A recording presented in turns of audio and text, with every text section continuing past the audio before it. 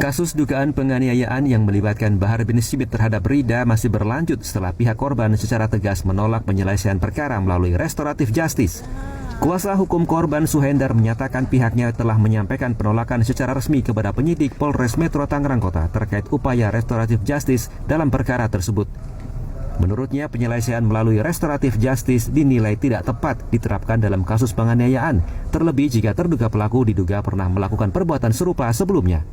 Sesuai keinginan korban, perkara penganiayaan ini diminta untuk tetap diproses hingga ke tahap persidangan dan putusan pengadilan.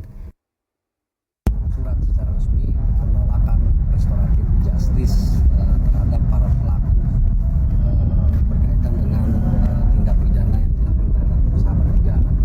Kami menyampaikan secara resmi dalam bentuk surat tertulis. Ada beberapa alasan mengapa menolak restoratif justice.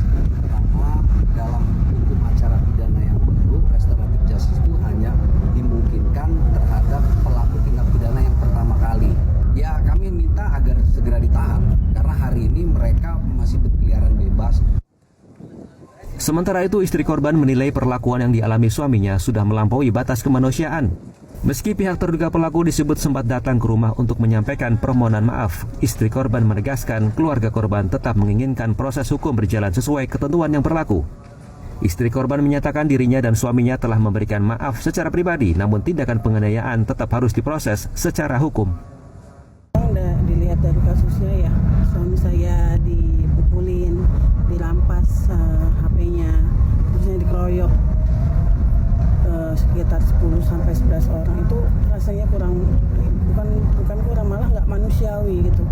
Jadi untuk RJ berat kalau misalnya harus RJ gitu. Jadi ya kami menolak untuk RJ gitu.